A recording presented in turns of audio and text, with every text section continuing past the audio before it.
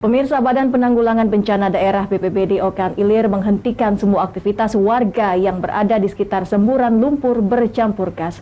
Hal ini dilakukan untuk menghindari terjadinya hal-hal yang dapat membahayakan keselamatan jiwa.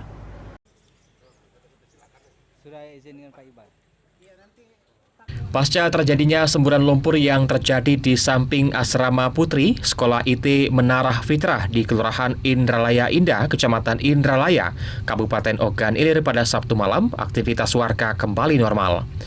Sebelumnya, semua aktivitas warga di sekitar lokasi dihentikan sementara waktu sampai kondisi dinyatakan benar-benar aman.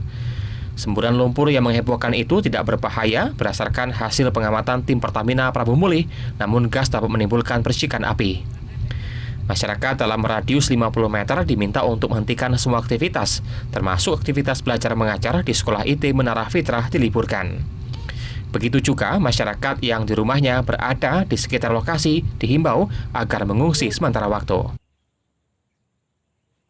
Sampai dengan jam 5 sore kemarin pengerjaan kedalaman 158 meter itu sudah selesai.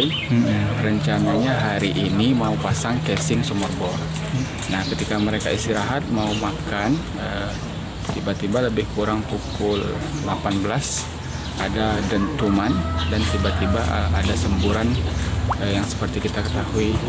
Semburan itu dari azan maghrib hingga sampai dengan azan subuh. Alhamdulillah sudah berhenti. Berdasarkan hasil pengamatan dari tim Pertamina EP Prabu Mulih itu, tidak ada ini gas yang berbahaya di sini. Cuman itu gas itu bisa menimbulkan percikan api, maka masyarakat di sini radius sekitar 50 meter dari lokasi dilarang menyalakan api, berkegiatan yang menghidupkan api, misal masak ataupun juga menyalakan listrik, elektronik di sekitar ini.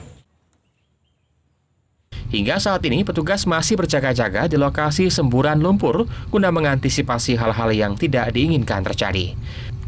Dari Ogan Ilir, Fitriadi, iNews melaporkan.